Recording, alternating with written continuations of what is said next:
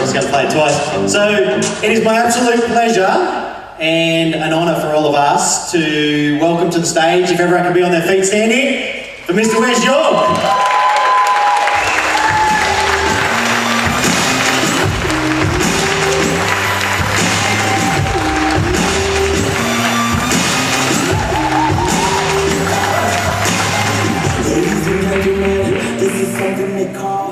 How are we all doing this morning?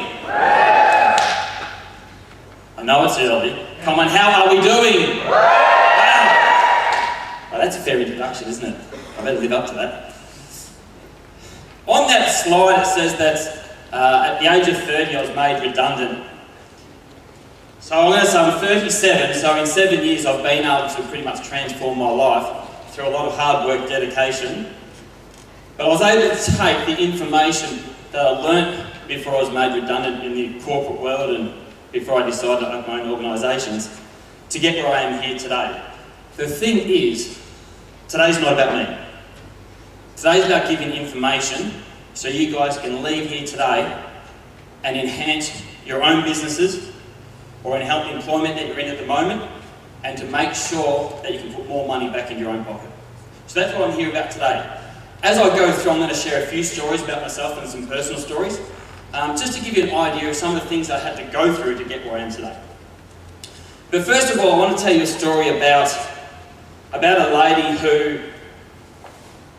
who I met last year, and she was in a bit of a tough situation, and she was employed, and she came to see me. She said, "Wes, I want some personal coaching.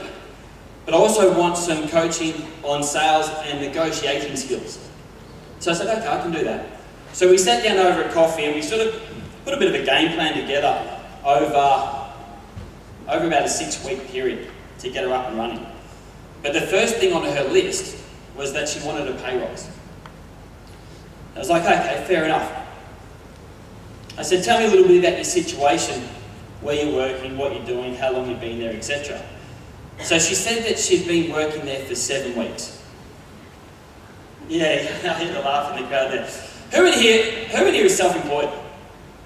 Okay, a few of you. Who in here who is self-employed actually also hire staff and have staff, employ some staff? Fantastic. Now here's a question though to all of us. If you'd been working in employment for 7 weeks and you went into your boss and asked for a pay rise, what do you reckon he's going to say? Do you reckon you're going to get much? So I said, okay, all right. I said, tell me a little bit more. I said, okay, how much are you earning at the moment? And she says, I'm on $75,000 bucks. Yeah, I'm like, all right, so you're on a fair wicket to start with. I said, how does that relate for the position that you were doing? And she says, it's a little bit above the award wage for what her expertise were at.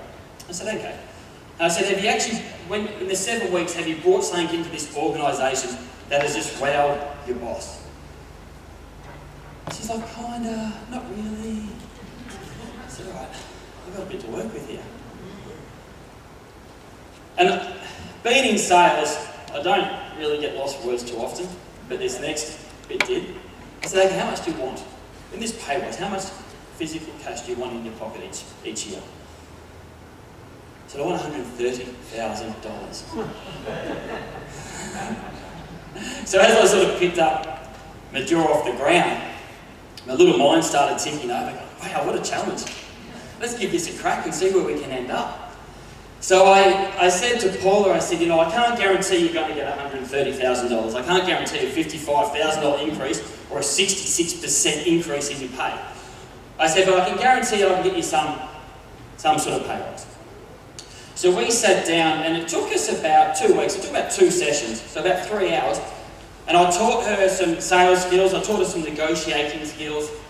I even went to the extent where I taught her how to set up the meeting with the boss, so the boss didn't feel like it was just a general morning catch-up meeting. We did role plays, and I taught her, and maybe I'll get time later, I taught her one of the closes which I call the illusionist close. So anyway, on the way in that morning, we jumped on the phone, we did another role play on the phone. And part of the strategy was that we weren't going to get an answer that day. We were going to wait overnight to get an answer from our boss. So anyway, she went and she executed perfectly. with the strategy that we wanted. And she rang me up, she goes, Wes, I think I did a pretty good job. I said, well, time will tell tomorrow to see how well we actually went. So anyway, the next day she has the meeting with her boss, and she rang me up and she said, Wes, he's given me a $15,000 pay rise. So that takes it to $90,000. I thought, that's not too bad. It's a 20% increase, 7 weeks. Getting paid above the award wage to start with. Haven't really done a great deal since you've been there. I'm pretty happy with that. And something sort of clicked. I said, no, I think there's a little bit more money there. So I said, you know what? Go back in and ask for $5,000 for travel allowance, because you drive a fair bit, and phone allowance. So you can have the 15 grand in your pay each week, and the $5,000 can go towards your phone and all your fuel that you're paying for. So she went in there, 10 minutes later, she rang me back, she goes, Wes, I got it. So within about 3 hours of training Paula, we finished up with a 26% increase in a wage. And I thought, that's a fair outcome. And that's her little testimonial there. But the reason why I tell you this story isn't because of what we taught and what I taught Paula. It's what I want to try and get across to you guys today. I'm not here about hard sales. I'm not here, I get a lot of people say, how do you close this sale? How do you do that? And I can kind of teach that, but you've got to do it from the start. So I'm here to teach you some great, I'm not going to call them strategies or techniques because I think people understand that. But I'm going to give you guidance on actually then how to sell yourself. Because sales is a lot more than just selling a service or a product. It's way more than that. So that's my outcome over the next 90 or so minutes, to try and get across to everyone in the audience here, and you leave with you guys today, that you're going to be able to take away and implement in your life tomorrow. How does that sound? Who in here is, let me just ask, who in here is actually in sales? Thank you very much. This is the first crowd, because you've been taught this before, who've actually all put their hand up. And the reason why I say that is everything you do in life you're selling. Is that correct? You're selling yourself. Even if you go for a new job, you need a resume, you're selling yourself on paper. And I even teach to the extent, even when you go and buy a car. Who's bought a car here lately? I love buying cars. But aren't you selling the salesperson why you should have the car cheaper? Oh, broke, or you compare against another car to try and get the price down. That's just negotiating. And the better you understand those techniques, the more money you can actually save. And then when you add that up over your life, it's quite a substantial amount. So that's what I want to try and teach you today.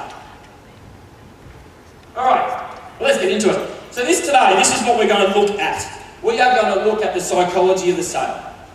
We're going to look at how people buy, the dominant buying motive, how to agitate the problem, how to ask for the commitment, and I've got here the last one, which is for life. How to retain clients for life. Whether you're in Isogenics or whether you're in any other organisation, how to retain your client for life. Because when you have your client, it's so much cheaper to maintain that client and try and get new clients in. Okay, so the psychology of the sale. These are the 2 points which we need to remember in every, I'm going to call it sales engagement. However, when I use the word sales here, it's not necessarily exchange of money. Now let me explain this a bit further. These are the 2 outcomes we're always looking for. We're there to make a sale, or we're there to learn. Now let me use the example of a telemarketer who maybe is just an appointment setter. So his goal for the day might be to make 10 appointments. There's no actual physical money exchange. But if he hits his 10 for the day, in my terminology, he's made his 10 sales, he's made his target for the day. Does everyone get that? Yeah. So when I use the word sale, I need to use it over a broad range. So for the Isogenics crowd here, it might be, your week's goal might be to help, 5 people into the Isogenics family to help them with their life and their health. Does that make sense? Okay, but this second point, which is the most important, Most people don't learn from their sales experiences. How often do you meet someone or you're in a sales engagement and you don't sign that person up, or that person doesn't come on board with you, and once that happens, you don't go back and reflect the process that you did? It's funny, I was coaching an organisation on Tuesday and Wednesday, and I was speaking to one of their top sales consultants. And he had a client and he didn't make the sale. And I said, so what happened there? He was a dickhead. I'm like, hold the phone for a second. Let's explain this a bit further. He's a dickhead, Wes. I'm like, no, come on. They don't holiday. They don't do this. They don't do that. And he started making up a million excuses of why these people didn't purchase. And I said, okay, well, did you ask them at the start if they were enjoying the holiday that they're on at the moment? Because they're already on holidays. He goes, yeah. I said, did you listen? No. I said, were their children having a great time on holidays? I didn't ask that question. No. So we went for about half an hour and I started coaching through, and at the end he goes, you know what, you're right, Wes. I didn't do the process right. I said, right, so who's the dickhead?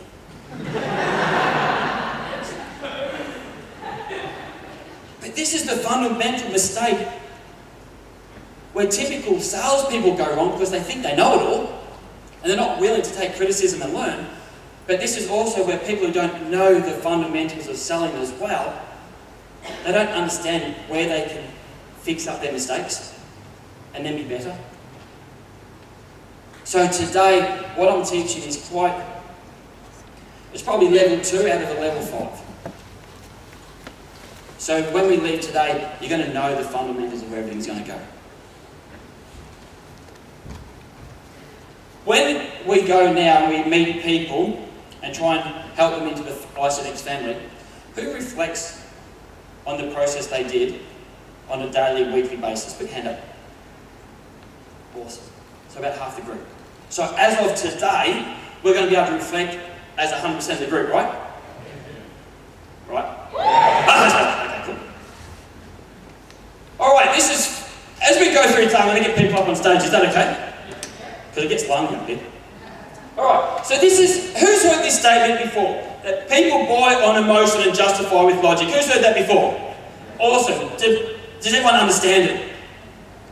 I've got a lot of no's there. So I'm going to first of all today teach this. So people buy on emotion and justify it with logic. And you know, I'll explain this. Who wants to come up and help me? Who's got neat handwriting to start with? That's the little prerequisite. Can you come and help me? Come on up. Yeah! What's your name? Mandy, how are you going on, Wes? Pleased to meet you. You need a pen. Any colour. Doesn't matter. And can you just put logic and then a line and emotion?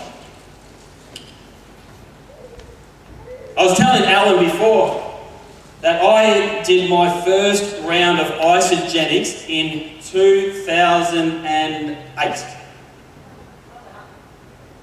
Long time ago. And I was 100 kegs, and I got down to 82. I jumped on the scales and I had the 3 digits, and I said to my wife Jen, I said, you know what, this is going to change. Alright, logic and emotion. So this is what I need help from everyone here. We need to list all the logical reasons why someone's going to become involved in the isogenics family. So I need people to start yelling out, what logical things would the reason why someone would buy or purchase or become part of the family with isogenics? Health. Just hold on a second. Can you hold that? Cool. Health. Can you put that in emotion? That's fine, that's fine. That's cool. Emotion. Health over here. Someone said cash down here. Can you explain that just a touch more? So there's 4 money. Okay, so to make money, yes, that's logic. Yes, can you please put that down? What else? The system works. That there is logic, yes. What else? Value. Value for money. Value for money. I'm just coming down the crowd so I get it. Value for money. Can you explain that just a touch, Phil?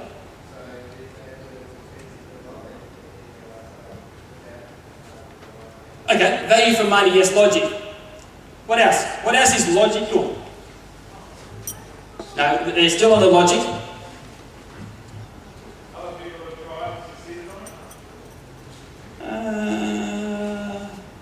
No, that's emotion. Success stories on emotion, please. Convenience. Depends on how you pitch that. I'm going to say that's emotion. I can pitch that emotionally. Up the back there. Stress and anxiety. Stress and anxiety. Can we put that on emotion, please? You got me and on. That's great. We can read that. What else? We're talking about the logical reasons. Let me give you some help here. What about logically would be? Let's look at the presents pack. Yeah. All the individual elements of the presents pack would be logical. So you can just put the individual products. Yep. Money back guarantee. Money back guarantee, yes, logic. What's that? I'm going to use that as ingredients. Would that be fair enough? Okay, so yes, ingredients is definitely logic, yes. Convenience. Convenience. That's emotion. I'll fix that as emotion. We're still on logic though. See when we start yelling out answers here, the definitions of the logic and emotion are quite mixed up. And when we go through and we present our products or service or whatever we're selling, we need to have clear definitions of the emotional and logical part. Because people don't purchase a presents pack because of the fact that they're going to spend the money anyway. They're going to spend the money on food. They're not going to buy because of that. Does that make sense? However, a lot of times, even with the sales organisations, people want to just really hit home of what, the product has the scientific reasons why the product works, or the fact that it's got great savings. But that's not the real reason why someone's going to make a lifestyle change.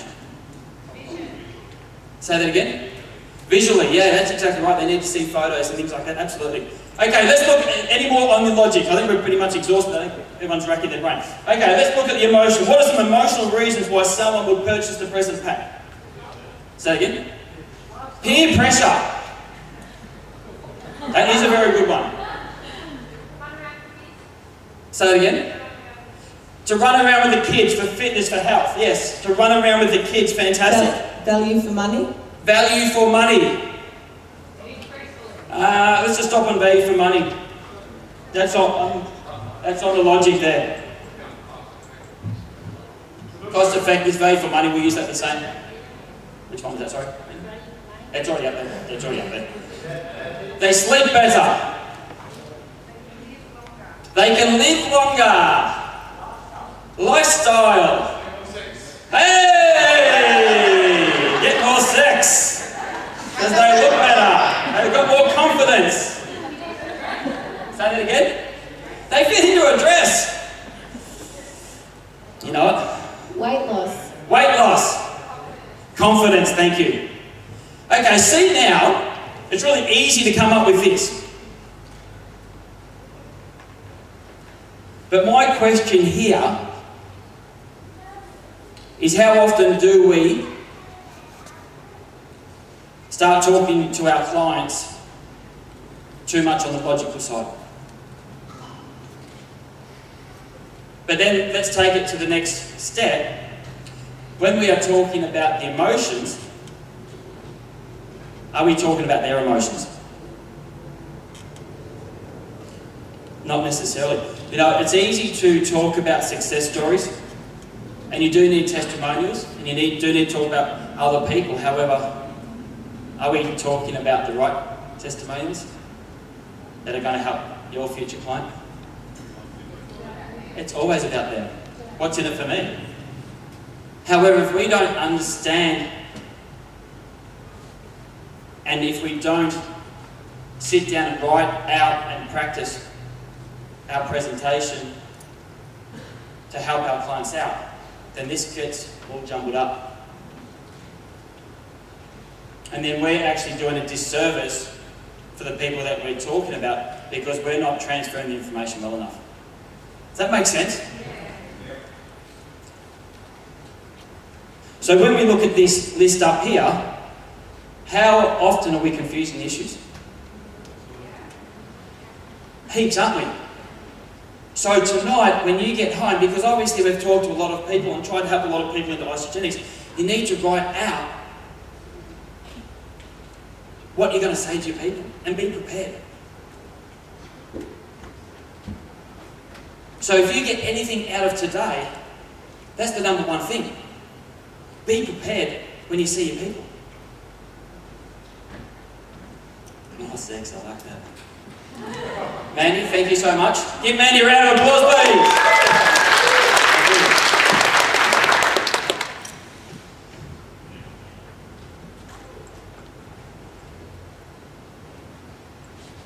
All right, this is the fun one.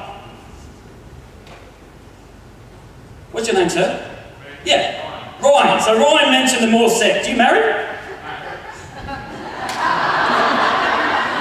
Who can help him out?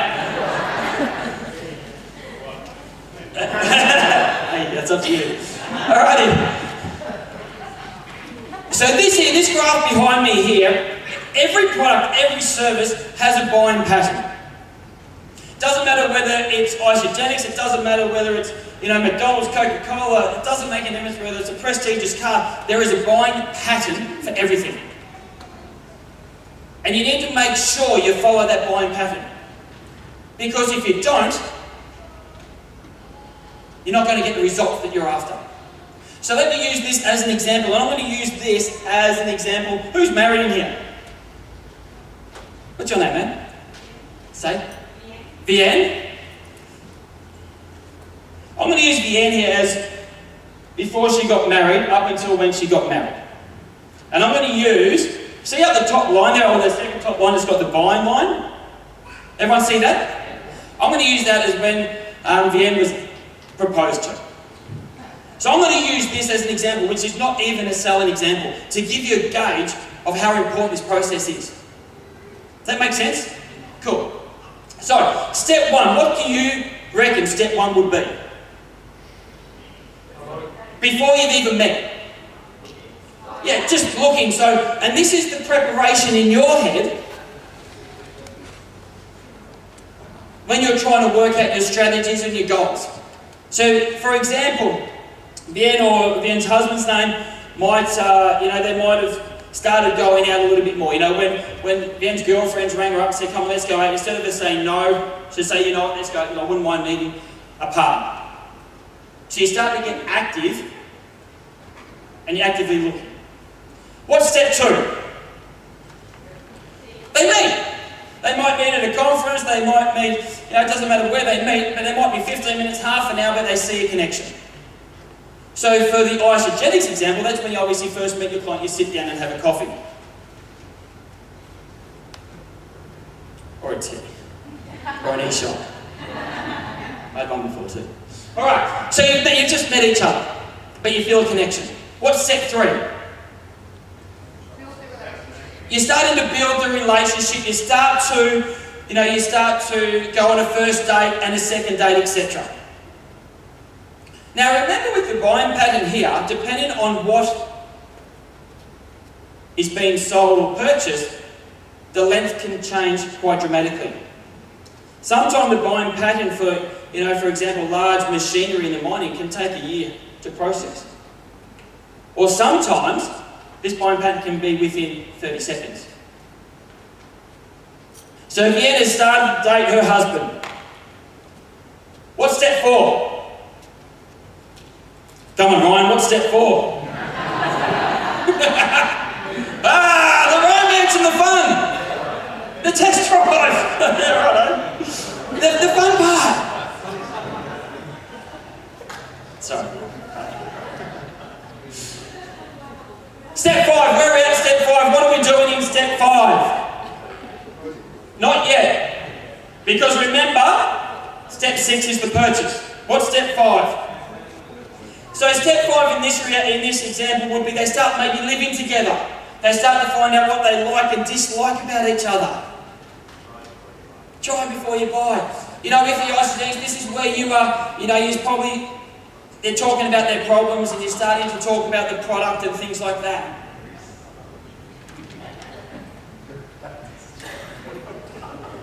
However, we get to step 6, man, this is the big moment. Your husband's sweating bullets. The thing is with step 6, what usually happens, what does the guy usually do just before they propose to their lovely? What was that? Back off! They talk about it, they ask them, but then they will do something like they'll take you on a beautiful holiday. Or they'll set up a real romantic dinner. They'll butter them up, they write in the sand, I love you forever and all that stuff. Yeah, they draw on the emotions. So when it's hot and hot, ready to go, he does the old, will you? What's the answer going to be? Of course it's going to be yes. Because their emotional state is up here. But then we get to step 7, and what happens in step 7 here? A go standard money back guarantee. That's right. But see how it drops a little bit? Because everyone gets buyer's remorse. Because then starts to think, you know what? That's the last dinner I'm going to get like that. But what you want to make sure is that the steps previously have been done well enough that the buyer's remorse doesn't drop under the buying line. Because then that leads into step 8, which isn't even on the graph, which is the for life part. Because if the Ann's husband asks her to marry her on step 3, he might get a yes, but the for life is going to be very difficult. Or, if you ask your client too late to purchase, they've already dropped back under that buying line, so you get a no. See, the fundamentals of selling is you need to understand your process. You need to understand the steps, and the process is designed for the maximum result. And this is what I train on a lot, because it's not about that hard close at the end. It's not about that. It's about the relationships that you build on the way, and there are definite significant steps that you need to follow. So therefore, when you ask someone to join the family or to purchase the car or even for their life, the answer is always going to be yes. Does that make sense? So when I ask that question here, who in here knows their process that they need to do? Put your hand up. Not many. So hopefully what I'm getting here is, you know what? When I leave here today, I've got a bit of work to do. When I leave here today, I'm going to be able to put a few of these steps in place and help out a lot of people. Can we all commit to that? Awesome.